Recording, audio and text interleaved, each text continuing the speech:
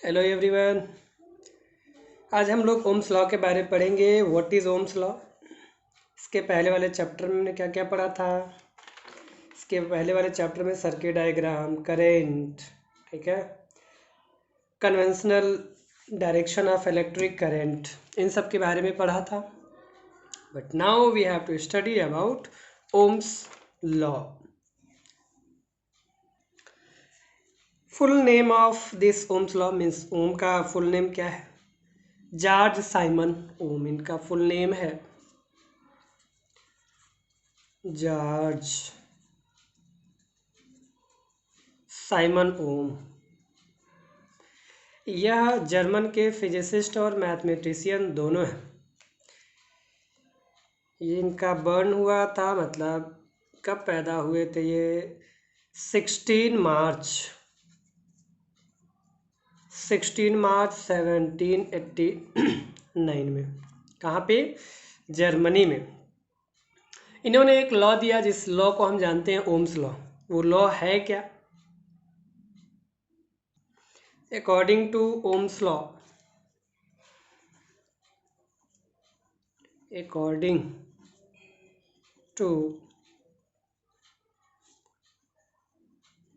Ohms law, यानी Ohm के according इन्होंने ये बताया कि किसी कांस्टेंट टेम्परेचर पे करंट डायरेक्टली प्रोपोर्शनल होता है वोल्टेज के। राइट।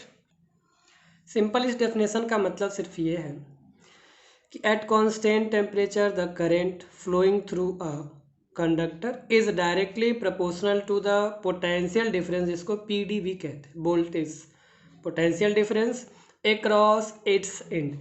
इसका सीधा सीधा मतलब सिर्फ ये है कि ये जो करंट ऑफ सिंबल, ये जो सिंबल है करंट का, यह डायरेक्टली प्रोपोर्शनल है पोटेंशियल डिफरेंस, जिसको हम वी कहते हैं। राइट। ये जो करंट है, करंट डायरेक्टली प्रोपोर्शनल है पोटेंशियल डिफरेंस के। कब? टेम्परेचर कांस्टेंट होना चाहिए, तब जब टेम्परेचर कांस्टेंट हो। एट कांस्टेंट टेम्परेचर,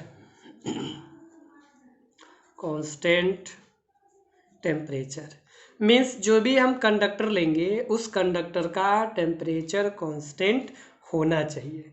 सपोज हमने एक यहाँ पे एक वायर ले लिया, ऐसे ये वायर है, इसमें करंट पास हो रहा है 2 एम्पियर। राइट। तो उसी के रेशियो में यह वोल्टेज भी वेरी करेगा। राइट। वोल्टेज भी क्या होगा? वेरी करेगा। अब ये जो वायर है इसका टेम्परेचर कांस्टेंट होना चाहिए। मीन्स कभी 20 डिग्री सेल्सियस है तो कभी 40 हो गया, कभी 60, कभी 25, इस तरह से वेरी नहीं करना चाहिए। टेम्परेचर क्या होना चाहिए? कांस्टेंट होना चाहिए। नाउ अब इसी को हम ऐसे भी लिख सकते हैं। कैसे लिख सकते हैं? V is equal to directly proportional to I.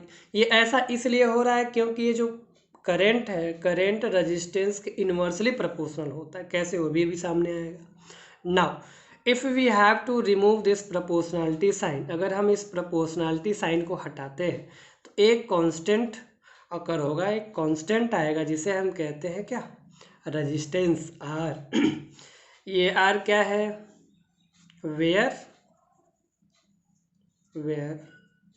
R is resistance. ठीक है। ये कांस्टेंट होता है।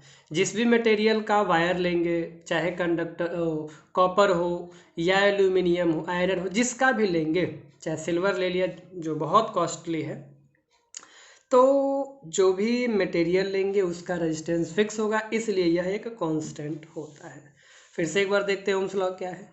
तो करंट डिपेंड करता है वोल्टेज पे, तो हम ये भी बोल सकते हैं कि वोल्टेज डिपेंड करेगा करंट पे। अब इसको इसलिए किया गया है क्योंकि ये जो करंट है यह रेजिस्टेंस के यूनिवर्सली प्रोपोर्शनल होता है। अब ये प्रोपोर्शनलिटी साइन को हटाएंगे, एक कांस्टेंट आएगा R, और R क्या होता है? रेजिस्टेंस होता है। राइट। I को करंट कहते हैं, V को वोल्टेज और R को रेजिस्टेंस कहते हैं। ओके। अब इसका यूनिट देखते हैं। हालांकि वोल्टेज का एक यूनिट हम लोग देख चुके हैं पोटेंशियल डिफरेंस में, जहाँ V इज इक्वल टू ये हुआ करता था, V is equal to W/Q। तो 1 volt define as what? Joule per coulomb. यहाँ पे क्या होगा? इस वोल्ट का मतलब इस पोटेंशियल ठीक है। पीडी पोटेंशियल डिफरेंस जो है इसका यूनिट होगा एसआई यूनिट वोल्ट, आर का होता है एसआई यूनिट ओम, ओम, ठीक है, ओम ऐसे लिख लिया। इसका हो जाएगा एम्पियर, एम्पियर, राइट, ओके। अब इसको लिख सकते हैं, इसको वी लिखेंगे, 1V, ओम को सिंबल के फॉर्म में ऐसे लिखते हैं, ये हो गया एम्पियर ए। तो this is also what 1 volt को हम ऐसे भी लिख सकते हैं ओम मीटर। अब हमें ये देखना है कि ये जो वोल्टेज है करंट के डायरेक्टली प्रोपोर्शनल है, राइट, रेजिस्टेंस के भी डायरेक्टली प्रोपोर्शनल है। तो इन दोनों में से कोई एक बढ़ेगा तो एक घटेगा। अगर V कांस्टेंट रखना है, यानी V की जो वैल्यू, V तो दोनों पे डिपेंड करेगा, R और I पे। तो अगर I बढ़ेगा तो R घटेगा, R अगर बढ़ेगा तो ये घटेगा। ऐसा क्यों है? ऐसा इसलिए है कि जैसे हम मान लेते हैं अगर 40 इज इक्वल टू 40 दिखाना, ये दो का प्रोडक्ट है, यानी 2 × 20। तो अगर हमें क्या करना है, ये है इसको बढ़ाते हैं तो ये कम हो जाएगा। जैसे ये तो 40 रहना ही रहना है, अगर इसे 4 किया तो ये 10 हो गया, तो ये कम हो गया, ये बढ़ गया। अगर इसको कम करते हैं 40 तो रहेगा ही रहेगा, यहाँ पे 1 लेते हैं, ये 40 हो गया। तो इस दोनों का प्रोडक्ट जो है वो हमेशा कांस्टेंट ही होगा। तो इसीलिए R बढ़ेगा तो I घटेगा, I बढ़ेगा तो R घटेगा। इसको हम लोग ऐसे भी देख सकते हैं, यहाँ तक तो इसका डेफिनेशन हो गए। इसका ग्राफ भी देख लेते हैं पहले। ग्राफ अभी बाद में देखते, पहले इसको डिस्कस करते हैं। यहाँ से भी I की वैल्यू निकाल सकते हैं, कैसे? V is equal to R I, तो I is equal to what, V/R। अब यहाँ से क्या दिख रहा है कि अगर हमें I बढ़ाना है तो V बढ़ाना होगा, लेकिन अगर R बढ़ गया तो, because R means resistance is inversely proportional to current, तो अगर R बढ़ेगा तो I घटेगा। अगर I बढ़ता है तो इसका मतलब क्या हुआ, या तो R डिक्रीज कर रहा है या भी बढ़ रहा है। डायरेक्टली की वैसे बात नहीं कर रहे, अभी हम लोग केवल किसकी बात कर रहे हैं, R की बात। तो ये R की बात अगर लेते हैं तो current is inversely proportional to I। अगर R दोगुना हो गया, रेजिस्टेंस को दोगुना करेंगे तो ये हाफ हो जाएगा, ठीक है। दोगुना का मतलब यहाँ 2 रख दिया, तो I इज इक्वल टू 1/2 हो गया ना। तो इसका मतलब क्या, R को अगर डबल करेंगे तो करंट हाफ हो जाएगा। या अगर हम क्या करें, I को अगर डबल करते हैं तो ये हाफ हो जाएगा, राइट। तो इस तरह से there is a relation between I and R। तो हम कह सकते हैं I, इसको हटा दें, हटा देते हैं, बिल्कुल सही। तो I is inversely proportional to 1 by resistance 1/R and I is directly proportional to V। अगर वोल्टेज दोगुना होगा तो करंट भी दोगुना होगा, करंट दोगुना होगा तो वोल्टेज भी दोगुना होगा। तो ये ऐसे चलता रहेगा। Now let us see what graph between current end voltage. अब यहाँ पे साफ साफ दिख रहा है कि अगर करंट बढ़ेगा तो वोल्टेज बढ़ेगा, या वोल्टेज बढ़ाएंगे तो करंट बढ़ेगा।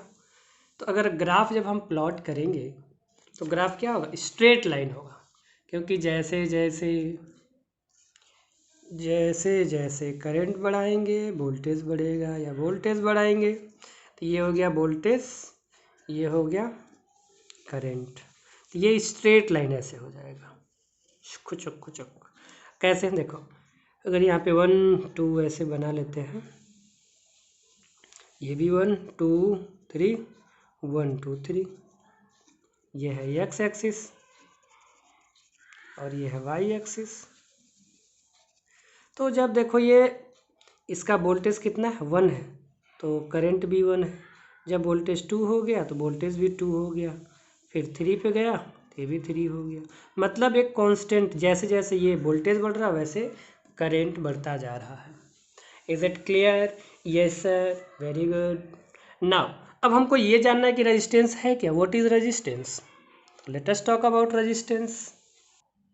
Resistance, the property of a conductor due to which it pauses the flow of current through it is called resistance.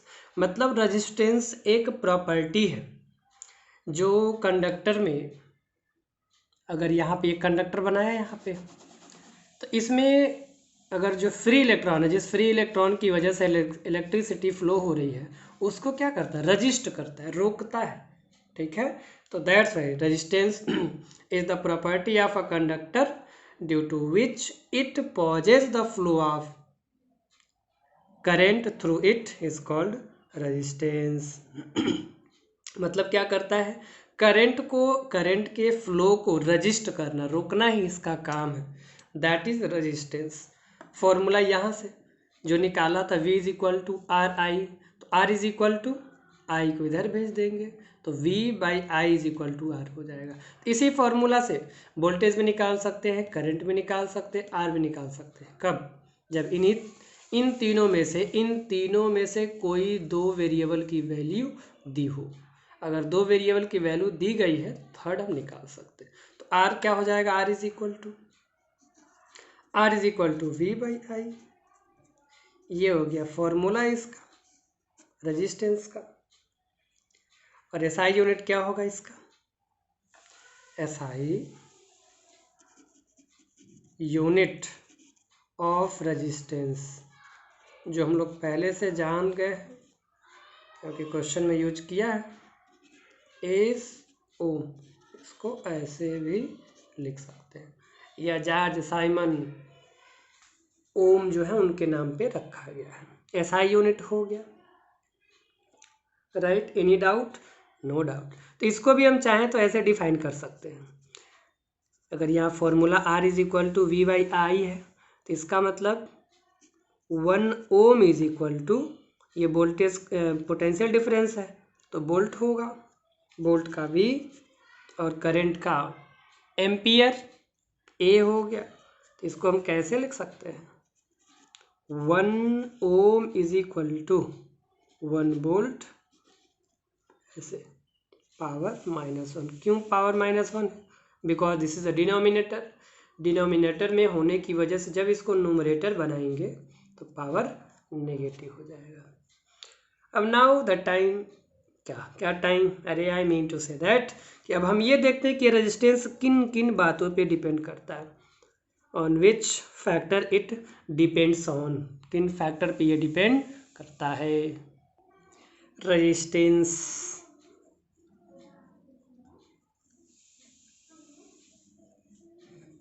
Depends, देखते हैं। तो सबसे पहले रेजिस्टेंस लेंथ पे डिपेंड करता है, resistance is directly proportional to length. फिर रेजिस्टेंस क्रॉस सेक्शन एरिया पे डिपेंड करता है, क्रॉस सेक्शन एरिया यानी कि थिकनेस कह लेंगे। तो ये जो थिकनेस है किसी भी वायर का, जो क्रॉस सेक्शन एरिया उसके इनवर्सली प्रोपोर्शनल होता है, राइट। थर्ड इज, यह नेचर पे डिपेंड करता है कि जो कंडक्टर बना है वो किस चीज़ का बना है, nature of material, nature of materials, किस मटेरियल का बना है उस पर डिपेंड करता है। फोर्थ, यह टेम्परेचर पे भी डिपेंड करता है, ठीक है। अब हम देखते हैं कि ये लेंथ पे कैसे डिपेंड करेगा, क्रॉस सेक्शन एरिया पे कैसे डिपेंड करेगा, नेचर पे कैसे। तो सिंपल एक एग्जांपल से समझते हैं। अगर कोई कंडक्टर है, कंडक्टिंग वायर है, ये हो गया, this is a conducting wire, ठीक, जो भी है। अभी फ़िलहाल ये नहीं बताएंगे कि ये किस चीज़ का, अभी हम बस ये क्या करते हैं, अभी एक हमने कंडक्टर लिया है जिसका लेंथ L है, राइट। अब अभी ये बोला है कि resistance is directly proportional to length. इसका मतलब ये हुआ कि लेंथ हम जितना बढ़ा देंगे, जितना बढ़ाएंगे लेंथ, उतना ही रेजिस्टेंस बढ़ेगा। तो लेंथ अगर L है, अब इसको डबल कर दिया, 2L कर देते हैं, ये भी L हो गया, ठीक है। यानी कि अगर लेंथ को दोगुना कर देंगे तो रेजिस्टेंस भी क्या हो जाएगा, दोगुना हो जाएगा। If we have double the length of the conductor, of course resistance will also double. यानी कि यह रेजिस्टेंस जो सिंबल है, ठीक है, रेजिस्टेंस का R सिंबल होता है, तो लेंथ डबल करेंगे, रेजिस्टेंस भी डबल हो जाएगा। अब देखते हैं cross section area. Are you getting? Yes sir, very good. तो now resistance is inversely proportional to cross section area. Cross section area है क्या? जैसे ये लेंथ है, ये पूरा लेंथ ले लिया, अब ये जो है क्रॉस सेक्शन एरिया, इसको कहते हैं क्रॉस सेक्शन एरिया, मतलब कितनी उसकी मोटाई है, कितना मोटा है, ठीक है, कितना थिन है, कितना थिक, ये लिया है। तो that is what, this is the cross section area of the conductor of the wire, we can say that. Is it clear? As we know that resistance is inversely proportional to cross section area, यानी कि इस cross section area को जितना बढ़ाएंगे, ये जितना बढ़ाएंगे वो रेजिस्टेंस क्या होगा? कम होगा। यानी क्रॉस सेक्शन एरिया कुल मिला के सिंपल हम ये समझ सकते हैं, जब एसी या फिर कुछ हैवी जब अप्लायंस को हम क्या करते हैं, कनेक्ट करते हैं मेन स्विच से, या फिर जैसे एसी को ही चलाना है तो उसमें वायर कितना लेते हैं? मोटा लेते हैं, ताकि उसमें रेजिस्टेंस कम हो और आसानी से करंट फ्लो हो, वह हीट में ना कन्वर्ट हो। क्योंकि जब रेजिस्टेंस अधिक होगा तो उसके करंट को क्या करेगा? हीट में कन्वर्ट कर देगा, इसलिए वो थिक लेते हैं, यानी मोटा। यानी कि क्रॉस सेक्शन एरिया क्या होता है? ज़्यादा होता है। जब क्रॉस सेक्शन एरिया अधिक होगा तो रेजिस्टेंस कम होगा, और क्रॉस सेक्शन एरिया जितना कम होगा रेजिस्टेंस उतना ही अधिक होगा। यानी कि वायर जब पतला होगा तो उसमें रेजिस्टेंस ज़्यादा होगा। तो दो चीज़ हमने देखी, क्या? लेंथ जितना ही बड़ा लेंगे तब भी रेजिस्टेंस अधिक होगा, लेकिन ये इनवर्सली प्रोपोर्शनल है क्रॉस सेक्शन एरिया। तो अगर एरिया उसका अधिक है, क्रॉस सेक्शन एरिया यानी कि उसकी थिकनेस अधिक है, तो रेजिस्टेंस कम होगा, ठीक। लेकिन अगर थिकनेस ज़्यादा हुआ तो रेजिस्टेंस कम हो गया। नाउ ये तो हम लोगों ने बात कर ली। अब बात करते हैं नेचर ऑफ मटेरियल। तो नेचर ऑफ मटेरियल में क्या करेंगे? नेचर ऑफ मटेरियल समझने के लिए हम क्या करते हैं, दो वायर लेते हैं, सेम लेंथ का, सेम थिकनेस का, इसमें कोई कंप्रोमाइज नहीं, मतलब कोई भी चेंजेस नहीं। तभी तो समझेंगे कि जब लेंथ सेम हो, क्रॉस सेक्शन एरिया सेम हो, तो मटेरियल पे कैसे डिपेंड करेगा। इसमें से एक को ले लिया कॉपर, ये मान लिया ये कॉपर का वायर है, और ये है नाइक्रोम का, ठीक है। नाइक्रोम जो एलॉय होता है, नाइक्रोम ले लिया। अब दोनों का लेंथ सेम है, थिकनेस सेम है, ठीक है। तो जब दोनों का थिकनेस और क्रॉस सेक्शन एरिया सेम है तो हमें पता है ये कॉपर क्या है, ये है मेटल, और ये है अलॉय। और अलॉय उतना अच्छा गुड कंडक्टर नहीं होता जितना कि मेटल, यानी कि जिसमें इतना इसमें करंट आसानी से पास होगा, इसमें रेजिस्टेंस कम होगा, इसमें रेजिस्टेंस ज़्यादा होगा। अगर ये अलॉय का है, मीन्स अलॉय है ये, तो 60 टाइम्स रेजिस्टेंस इसमें ज़्यादा होगा। अगर इसका रेजिस्टेंस R है, इस वायर का रेजिस्टेंस R है, तो इसमें 60 R होगा, 60 टाइम्स ग्रेटर होगा, राइट। तो इसलिए यह नेचर पे डिपेंड करता है। नेचर मतलब ये किस मटेरियल का बना है वायर, कॉपर का वायर है, एल्युमिनियम का वायर है, नाइक्रोम का बना है, किस चीज़ का बना है, तो ये हीट भी प्रोड्यूस करता है, क्योंकि इसमें जब रेजिस्टेंस अधिक होगा तो हीट भी प्रोड्यूस होना ही होना है, राइट। अब टेम्परेचर पे कैसे डिपेंड करता है, तो मटेरियल में अगर हम मेटल का टेम्परेचर बढ़ाते हैं तो रेजिस्टेंस बढ़ता है, टेम्परेचर अगर कम करते हैं तो रेजिस्टिविटी मतलब रेजिस्टेंस कम होता है।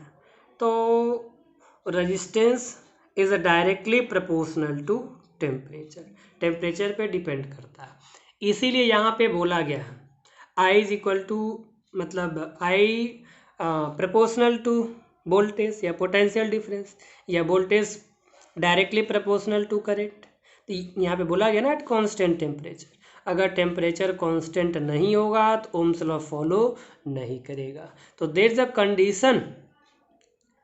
कंडीशन इज दैट कि temperature should be constant, it should not fluctuate, जितना भी हो उतना ही रहे, उससे अधिक या कम नहीं होना चाहिए।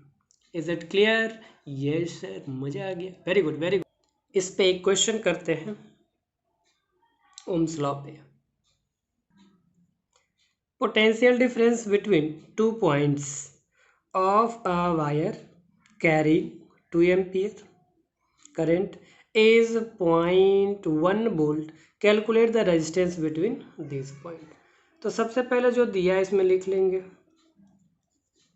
यहाँ दिया है 2 एम्पियर मीन्स करंट हो गया, I is equal to 2 ampere is 0.1 volt, volt means potential difference हो गया, PD is equal to 0.1 volt. लिख लिया। रेजिस्टेंस कैलकुलेट करना, calculate the resistance R we have to find.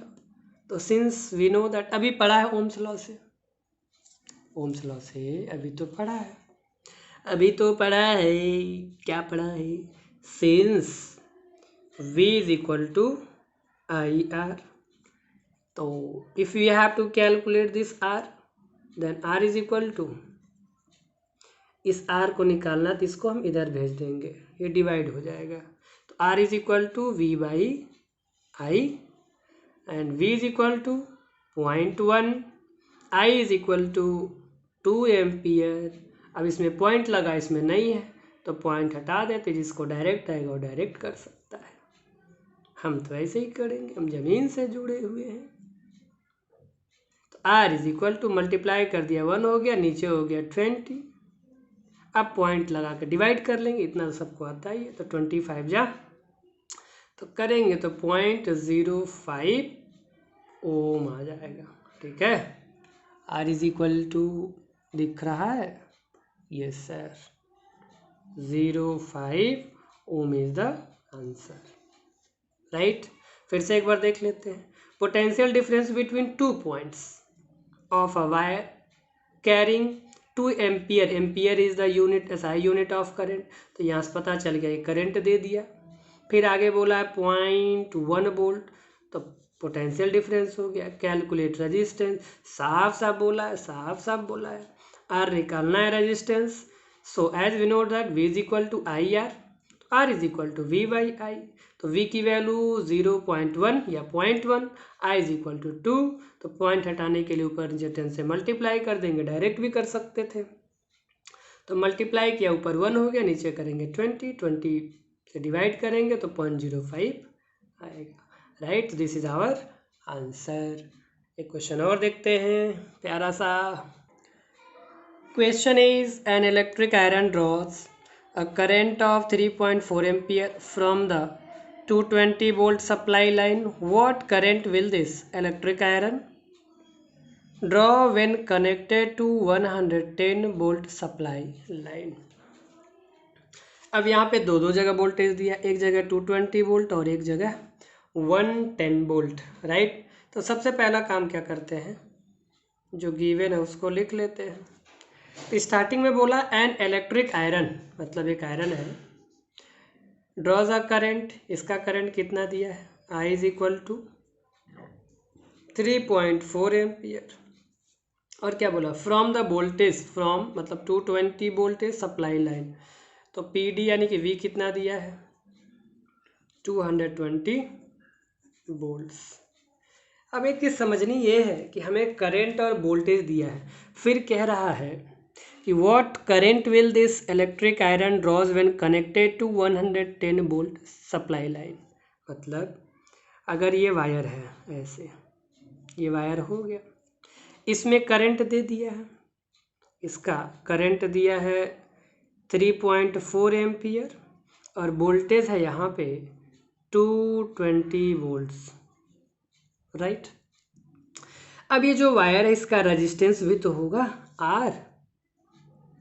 अब यह अगर रेजिस्टेंस हम पता कर लें तो इसी का क्या करना है, फिर बाद में ये कह रहा है कि यही जो वायर है सेम लेंथ का, सेम क्रॉस सेक्शन एरिया का, तो ये जो रेजिस्टेंस हम निकालेंगे वही रेजिस्टेंस इसका भी होगा, और इस केस में वोल्टेज कितना हो जाएगा, इस केस में अगर V2 कह दें यहाँ V1, तो ये वोल्टेज दे रखा है 110 वोल्ट, 10 वोल्ट्स। अब करंट निकालना है तो ईजिली निकल जाएगा, कैसे, यहाँ करंट दे दिया है, वोल्टेज दे दिया, तो ओम्स लॉ से R निकाल लेंगे और R निकल जाएगा, तो फिर R तो वही होगा ना, क्योंकि सेम मटेरियल है, सेम लेंथ है, सेम क्रॉस सेक्शन वायर, मतलब ये जो इलेक्ट्रिक आयरन है उसी का केवल वोल्टेज चेंज कर दिया, 220 से 110 हो गया, 110 हो गया, रेजिस्टेंस वही है। तो इन दोनों को जब यूज करेंगे रेजिस्टेंस और वोल्टेज पोटेंशियल डिफरेंस, तो हम करंट फाइंड कर सकते हैं। समझ आया? Yes sir, very good.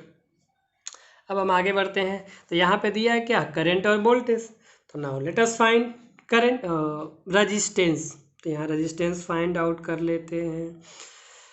Since we know that what V is equal to I R, तो R is equal to I को इधर भेज दो, V बाई आई। V कितना दिया है 220 वोल्ट, करंट कितना है 3.4, फिर ऊपर नीचे कर लो मल्टीप्लाई, या फिर इसको ऐसे ही रहने दो। R इज इक्वल टू कितना आ गया, क्योंकि आगे कैलकुलेशन में ईजी होगा, अगर काट पीट के छोटा कर देंगे तो फिर बाद में दिक्कत होगी। तो as you wish, if you want to reduce this so you can reduce, otherwise leave it. तो R मिल गया, ठीक है। अब जब यहाँ वोल्टेज इसको V1 कह देते हैं, रेजिस्टेंस तो सेम होगा, जैसे यहाँ पे current I1 I2। Now when it is connected to क्या, when connected to 110 volt supply line, तो ये लिख लेंगे यहाँ पे, when connected to 110 volt supply line, जब इससे जैसे ही हम ज्वाइन करेंगे तो वोल्टेज यानी कि V2 कह लिया, V2 इज 110 वोल्ट हो गया। रेजिस्टेंस निकाल चुके हैं, वही जो पहला वाला 220 बाई 3.4 ओम। अब सिंस करंट निकालना है, करंट ही निकालना ना यहाँ पे, तो now as we know that what V is equal to I R, V is equal to I R, I is equal to V by R. तो V इज इक्वल टू यहाँ पे दिया 110 और R इज इक्वल टू यहाँ पे 220 by 3.4। अब ये 3.4 ऊपर चला जाएगा, लेके जाते हैं। I is equal to 110 into 3.4 divided by 220, तो साफ साफ दिख रहा है 0 से 0 और 11 2 जा 22, तो बचा कितना 3.4 बाई 2, ये बचा। अब डिवाइड कर दो, तो 2 1 जा 2, 2 7 जा 1.7 एम्पियर, ये हो गया हमारा आंसर। समझ में आ गया? ठीक है, वेरी गुड वेरी गुड। फिर से बता दें क्या? अच्छा देख लेते एक बार समरी। इसमें यही कह रहा था क्या, an electric iron draws a current of 3.4 ampere from the 220 volts supply line, what current will this electric iron draws this is. तो ये वायर था, वायर का रेजिस्टेंस R होगा, करंट दिया है, वोल्टेज दिया है, तो यहाँ से R निकाल लिया। अब यही R यहाँ भी होगा, क्योंकि सेम मटेरियल है, same length, same cross section area. हाँ, लेकिन यहाँ पे वोल्टेज बदल दिया, 220 के बजाय 110 हो गया। तो वोल्टेज दिया है, रेजिस्टेंस पता है, तो आई निकाल लेंगे जैसा कि किया है। ओके, यहाँ तक समझ में आ गया? Very good. अब एक नोट मैं बताता हूँ, ये रहा आपके सामने नोट। इसमें सिर्फ ये कह रहा है, दो substances which have very low electrical resistance R called good conductor. मतलब जिसमें क्या, जिस सब्सटेंस में लो रेजिस्टेंस होगा,